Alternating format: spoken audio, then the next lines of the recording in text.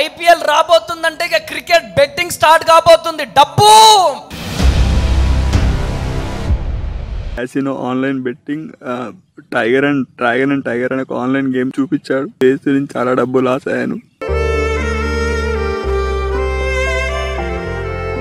ఎప్పుడైతే ఇంటి మీద పడ్డాడు అది మనస్తాపం చెంది అయిపోయాడు.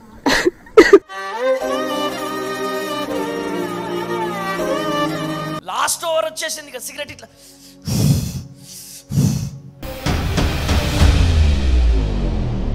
వాళ్ళ కన్నీళ్ళలో నుంచి కదా మనకు ఆ డబ్బు వచ్చేది.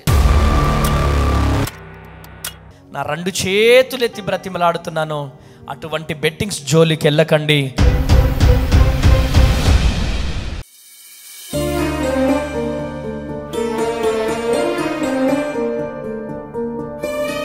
ఐపీఎల్ రాబోతుంది. ఇప్పుడు తెలుసా ఐపీఎల్ అంటే? క్రికెట్. ఐపీఎల్ రాబోతుంది. ఐపీఎల్ రాబోతుందంటే ఇక క్రికెట్ బెట్టింగ్ స్టార్ట్ కాబోతుంది. డబ్బు డబ్బు క్రికెట్ బెట్టింగ్. గత సంవత్సరము షాలెం బ్రదర్ ఉన్నాడు, చిరంజీవి బ్రదర్ కూడా ఉన్నాడు అనుకుంటా. ఒక తమ్ముడు వచ్చి నా ఆఫీస్ రూమ్ దగ్గర ఇట్లా ఇట్లా గుండెలు రొమ్ములు కొట్టుకొని ఏడుస్తూ ఉన్నాడు. ఎంత స్మార్ట్గా ఉన్నాడంటే, ఎంత అందంగా ఉన్నాడంటే తమ్ముడు. హైట్ 6 అడుగుల అందగాడు తమ్ముడు.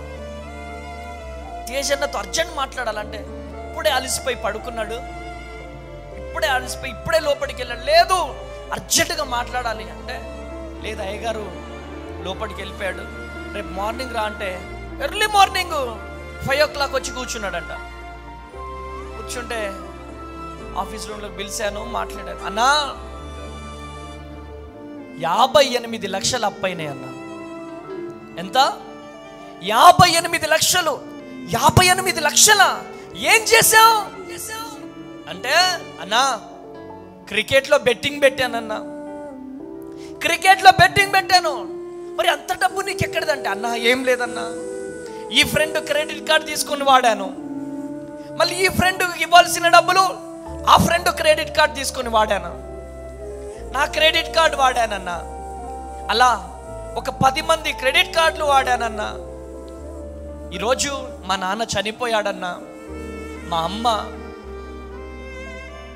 మా నాన్నకు వచ్చే పెన్షన్తో బ్రతుకుతున్నామన్నా. నేను ఎస్ఐ అవ్వాలని మా అమ్మ ఎంతో కష్టపడ్డదన్నా. మా నాన్న కానిస్టేబుల్ అన్నా, కానిస్టేబుల్గా హెడ్ కానిస్టేబుల్గా ఉండి మా నాన్నగారు చనిపోయారన్నా. మా నాన్నగారు నన్ను ఎస్ఐగా చూడాలని ఆశ అన్నా, కానీ చనిపోవాలనిపిస్తుందన్నా. ఈ అప్పులు నేను భరించలేకపోతున్నానన్నా, ఈ అప్పులు నా వల్ల కావట్లేదన్నా, నేను చనిపోతానన్నా అని చెప్పి ఆ వ్యక్తి చెప్పినప్పుడు, ఆ వ్యక్తితో నిన్న నా బాబుతో అన్నా, నాన్న నువ్వు 58 లక్షలు అప్పున్నది మీ మమ్మీతో చెప్పావా అంటే, ఆయన అన్న మాట ఏంటిదంటే, లేదన్నా మా అమ్మకి తెలిస్తే చనిపోతుందన్నా. మరి ఈ అప్పు ఉన్నటువంటి వాళ్ళు, అప్పు తీసుకున్నటువంటి వాళ్ళు మీ ఇల్లు తెలుసు, మీ ఇంటికి వెళ్ళిపోయి మీ అమ్మని నిలదీస్తే అప్పుడేం చేస్తాం? అప్పుడు ఇంకా డేంజర్ అయిపోతుందన్నా చెబితే, నా సాక్ష్యం అంతా బిడ్డకు చెప్పాను. ఇకనైనా మారు మనసు పొందుమని చెప్పాను. నువ్వు వెళ్ళి ప్రేయర్ చేశాను, బలంగా ప్రార్థన చేశాను. నువ్వు వెళ్ళి జరిగిందంతా మీ మమ్మీకి చెప్పు. అమ్మా ప్లీజ్ అమ్మా, నేను ఉద్యోగం తెచ్చుకుంటా, మీకు నమ్మకంగా నిలబడతానమ్మా, నేను ఇలా మోసపోయానమ్మా, నా వల్ల కావట్లేదమ్మా, ప్లీజ్ అమ్మా ఏం చేయమంటావమ్మా మీ అమ్మని అడుగు అని చెప్పినప్పుడు వెళ్ళి తన అమ్మకి చెప్పాడు.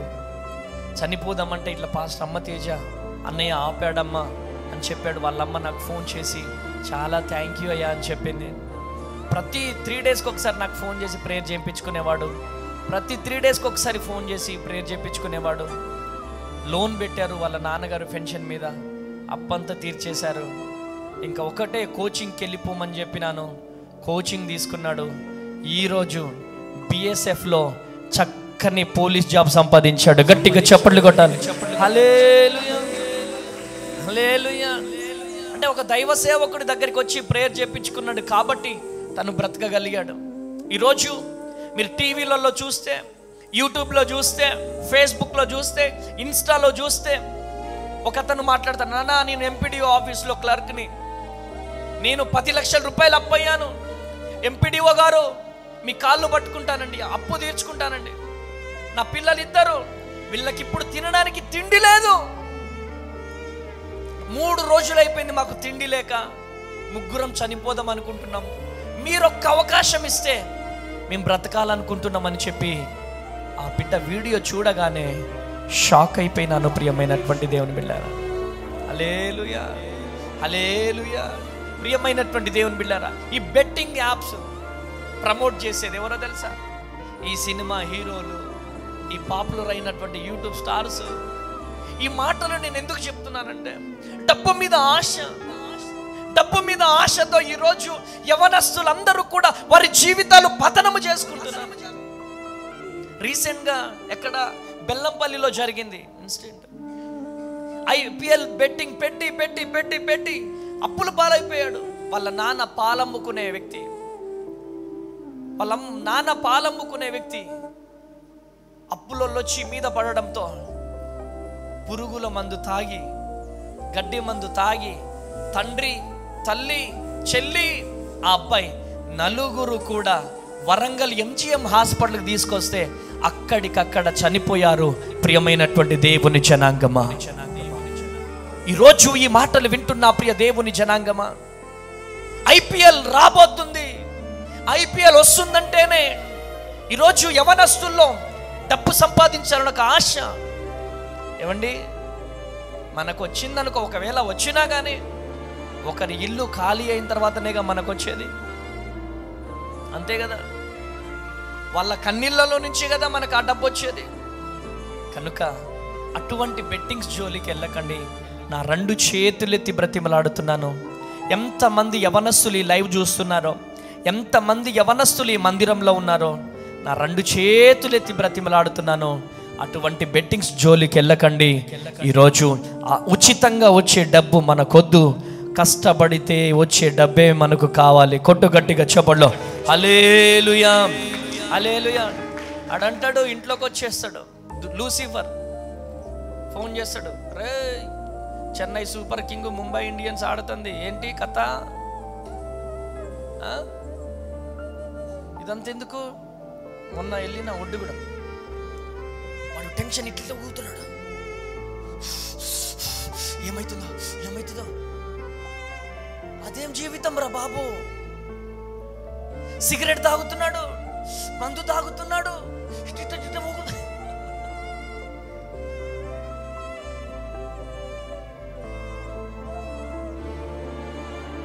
అదేమి జీవితము? డబ్బు మీద ఆశ. నాకు భయం అయిపోతుంది, వాడి గుండె ఆగిపోతుందేమోనని. ఇప్పుడు ఈ స్త్రీలది జరుగుతుంది కదా డాడీ, దాని మీద కూడా పెడతారంట.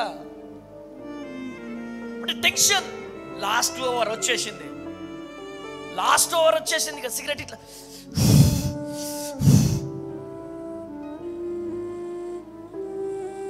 ఇట్లా షేక్ అయిపోతున్నాడు, షేక్ అయిపోతుంది. అని చస్తాడు, వాడిని హాస్పిటల్కి తీసుకెళ్ళండి ఫస్ట్.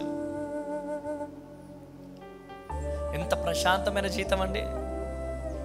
రోజుకు 50 రూపాయలు సంపాదించుకునేటోడు గొడ్డు కారం వేసుకొని తిన్నా బా చల్లగా మంచిగా, ఇప్పుడు ఎండాకాలం చల్లగా గాలి వస్తుంది, ప్రశాంతంగా పడుకుంటారు. కొట్టు గట్టిగా చెప్పళ్ళు హల్లెలూయా.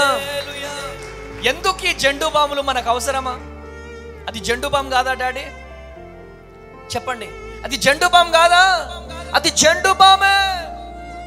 ఈరోజు మీ పిల్లలు ఏం చేస్తున్నారో, మీ పిల్లలపై మీ కనుదృష్టి ఉండాలి. అరే బిడ్డ, చెన్నై మీద ఎయ్, అది ధోనిది కదా, డబ్బులు వస్తాయి మనకి, ఎయ్యరా. ఇంకా గట్లాంటి తండ్రులు ఉన్నప్పుడు కొడుకులు ఎట్లా తయారవుతారు? అవునా కదా? అవునా కదా? మన పిల్లలు ఏం చేస్తున్నారు,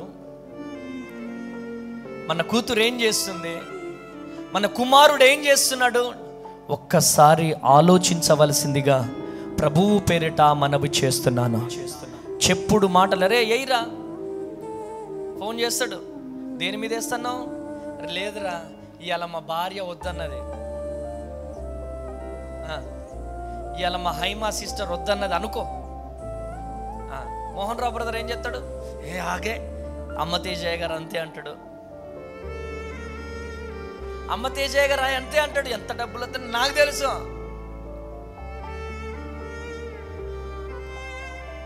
ఈ మోహన్ రావు బ్రదర్ రెచ్చగొట్టేది ఎవరు ఉంటారు కదా కొంతమంది, లూసిఫర్ బిడ్డలు. వాళ్ళు వదలరు,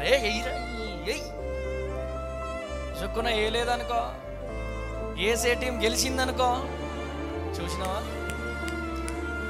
భార్యతో గొడవ, నువ్వు చెప్పినవు కాబట్టే నేనేలే. ఇంకా గట్లాంటి బిడ్డలు మందిరానికి వచ్చి అవసరమా? దేవుని పరువు తీయడం అవసరమా? డెఫినెట్గా అప్పుల పాలవుతారు వాళ్ళు, డెఫినెట్లీగా అప్పుల పాలవుతారు. భార్య మాట వినని వారు, దైవ సేవకుని మాట వినని వారు విచ్చలవిడిగా IPL బెట్టింగ్ పెడతానంటే నీ జీవితము ఎడారే. నీ ద్వారా నీ పిల్లలకు ఆశీర్వాదం రావాలి, లేకపోతే నీ పిల్లలు నువ్వు బ్రతికి ఉండగానే ఎక్కడుంటారు తెలుసా? ఫుట్పాత్ మీద కంకులు అమ్ముకుంటారు. నీ పిల్లలు అడుక్కు తింటారు. కనీసానికి పిల్లలు కనుక పుట్టి ఉంటే ఆ పిల్లల ముఖం చూసైనా అటువంటి వాటికి దూరం ఉండవలసిందిగా నా 2 చేతులా బ్రతిమలాడుతున్నాను ప్రియమైనటువంటి దేవుని బిడ్డారా.